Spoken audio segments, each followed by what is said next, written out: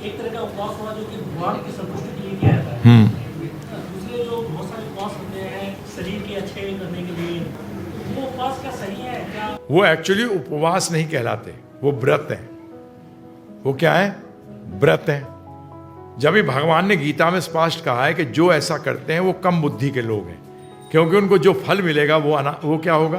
अंतवत्तु फलम तेसाम, जिस फलों का अंत होगा उसी समय के अंदर वो क्या कर सकता था। जैसे आपको उदाहरण दूं, आपसे कोई कहे परमानेंट जॉब लेगा या टेम्पररी लेगा, क्या लोगे? क्यों? समय तो वही है। उस समय में आप टेम्पररी भी कर सकते हो, उसी समय में आप परमानेंट भी कर सकते हो। तो अगर टेम्पररी कोई लेता है तो वो मूर्ख है। भगवान ने यही कहा, अंतवत्तु फलम तेसाम तद भवति अल्पमेधासाम। अल्पमेध, मेधा का मतलब होता है बुद्धि। तो व्रत है, बिल्कुल है, परंतु ये ध्यान रखिएगा, आप सोचो कि व्रत करने से आपको रिजल्ट इमीडिएटली मिलेगा, ये नहीं मिलता। ये अगले जन्मों में मिलेगा, क्योंकि ये जन्म तो फिक्स्ड है। अब मैं व्रत करूं कि मेरे माता पिता चेंज हो जाएं, मैं अंबानी का बेटा बन जाऊं, बन सकते हो? नहीं बन सकते। इसी तरीके से आपके फल चेंज नहीं होंगे, फिर आप गाली दोगे। तो ये व्रत जो है, उपवास का मतलब होता है, उप का मतलब होता है करीब, वास करना। ये सिर्फ हरि के लिए जो व्रत होते हैं उनको उपवास कहते हैं, क्योंकि वो उपवास इसलिए होते हैं, वो हम कृष्ण भगवान की प्रसन्नता के लिए है। कृष्ण भगवान प्रसन्न कब होंगे? बाप प्रसन्न कब होगा? जब बेटा उन्नति करेगा। इसी तरीके से भगवान तो पूर्ण है, वो तो आनंदमय भसात है। उन्हें प्रश्न करने का सवाल, प्रश्न करने का सवाल ही नहीं उठता। वो तो आनंदमय है, उनके करीब जो आता है वो आनंद प्राप्त करता है। ये स्टेटमेंट क्यों बोली? ये इसलिए बोली गई है शास्त्रों में कि अगर भगवान को संतुष्ट करोगे, उसका मतलब भगवान की आज्ञा पालन करोगे, तो तुम्हारी भला होगा, तुम्हारा भला होगा। उसको उपवास कहते हैं, बाकी उपवास नहीं है। उसमें किसके पास करीब जाओगे? बताइए आप मुझे। किसी के करीब नहीं जाते। उसका हाँ, देखिए प्रभु जी, आप समझिए, कोई भी कार्य जो हमारा संबंध कृष्ण भगवान के साथ है, उसको स्थापित करने में हेल्प नहीं करता, वो ज्यादा पाप या कम पाप है।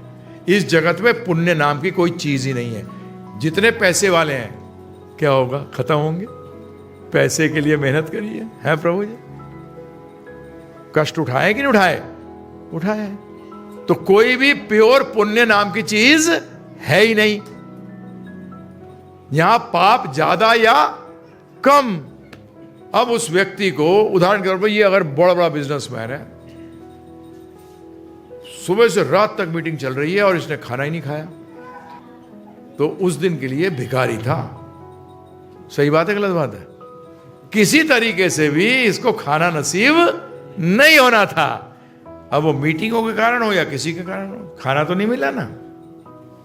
बताइए, इससे अच्छा तो वो था जो इसका एम्प्लॉय था, वो लंच टाइम में जाके खा के आ रहा है। ये मूर्ख लगा हुआ है, भूखा, और वो क्या रहा है? इतना काम कर रहा हूं। बेवकूफ, तू खाना नहीं मिला तुझे पूरे दिन, इसको तो तूने सोचा ही नहीं। तू काम क्यों कर रहा है ये तो बता मुझे। आहार तो मिल जाए टाइम पे, सही बताइए आप। तो इसीलिए प्रभु जी, प्रभुपाद ने लिखा है कि हकीकत में ये पाप हैं सारे। कष्ट होना, ना होना, स्वस्थ होना, ये भी पाप है। क्योंकि स्वस्थ जब होते हो ना तो गलत करते हो।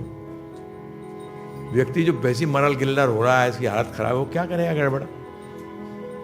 जिसके पास है, जब जो पुण्य मानते हो ना, ये भौतिक जगत के अंदर, ये पाप का बीज है। जब पैसा आएगा, पावर आएगी, पोजीशन आएगी, तभी तो गड़बड़ करोगे प्रभु जी। तो उसका मतलब ये पुण्य का फल है, परंतु ये किसका बीज बना?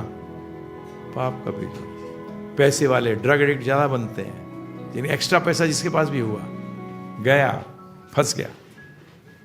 जिसके माता पिता ज्यादा आसक्त हैं बच्चों से, वो बच्चे हर टाइम बिगड़ते हैं, वो हर टाइम बिगड़ेंगे।